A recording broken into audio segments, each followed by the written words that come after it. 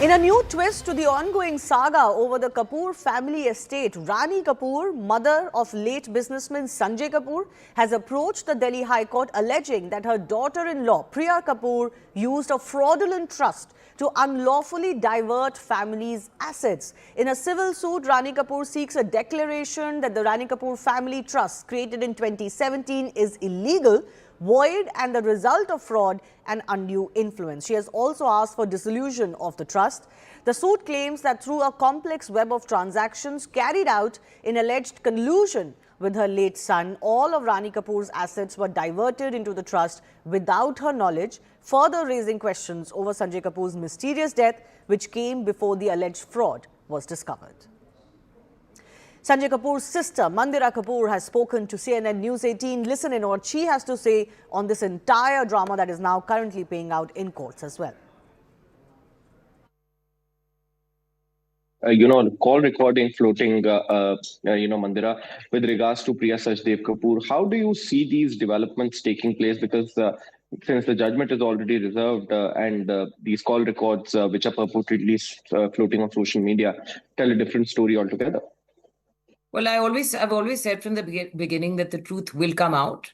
And I stand by that. The truth will come out. It's now, let's see what plan they have to cover it up, whether they, what excuses they're going to come up with. But as far as I go, I've always stood by the truth will come out, and I believe in the justice system in this country.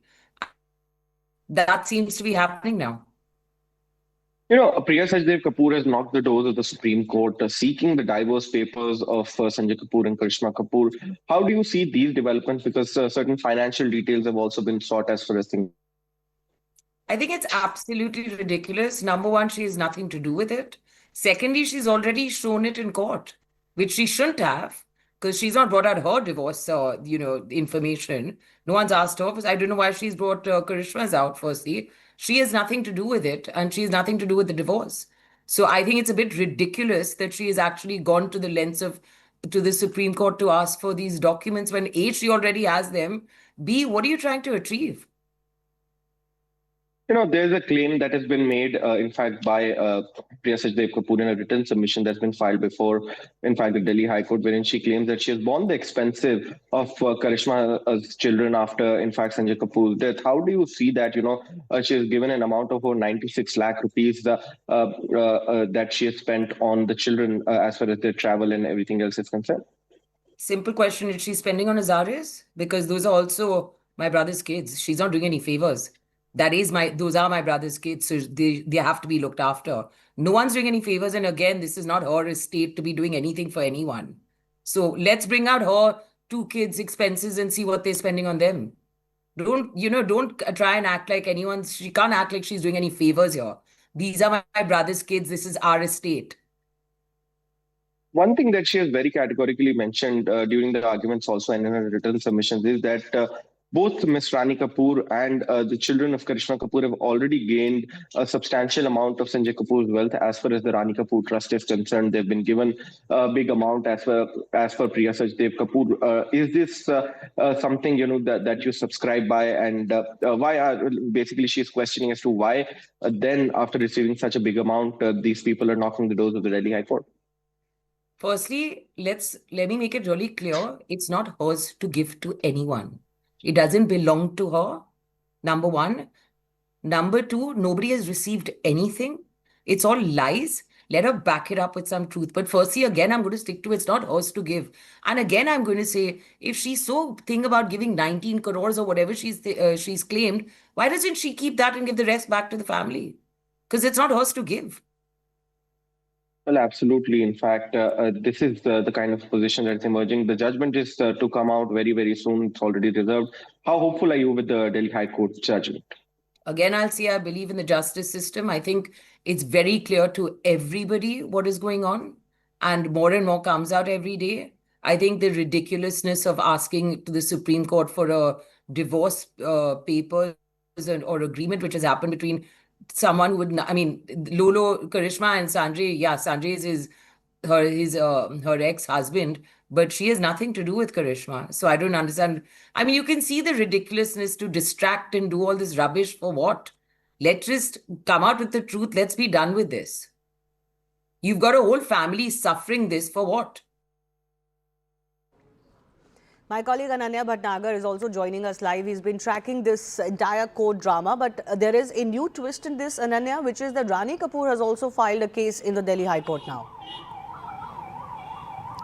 Well, absolutely. Rani Kapur has come out, of the closet and completely filed a case before the Delhi High Court, alleging and making serious allegations, Shivani, against Priya Kapur Sachdev, clearly going on to suggest that she has manipulated her late son, Mr. Sunjay Kapur, into making this fraudulent trust, which is the RK Family Trust, and disassociating her with all the properties that were, created by her husband, late Surinder Kapur, and that is exactly what kind of allegations that have emerged out. In fact, she also goes on to say how Priya Kapur Sachdev could not even stop for a day after Sanjay Kapur's death and was appointed as board of directors of one of the companies of the Sona group, and that is exactly what reveals her ill intent and malafide intent is what in fact Rani Kapur has gone on to say. Meanwhile, before the Patiala House Court where we are standing today is a case going on where Priya Kapur Sachdev is recording her statement, a pre-summoning evidence in a defamation case that she has filed against Mandira Kapur Smith. Though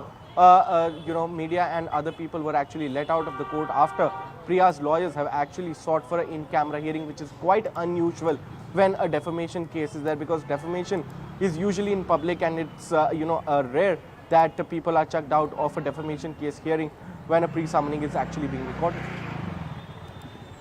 So give us a sense, Ananya, there are multiple of these cases, counter cases, as you pointed out. When can we expect any sort of court ruling or resolution in this very high profile 30,000 crore estate issue? Well, it's absolutely a very, very long battle because multiple cases are filed. In one of those cases, which has been filed by Karishma Kapur's children, that judgment has been reserved by the Delhi High Court and it might come out in a week or so. While, this another suit is to be heard by the Delhi High Court, so it will take a lot of time. And this defamation complaint that's been filed by Priya Kapur Sachdev is something, where pre-summoning evidence is being recorded.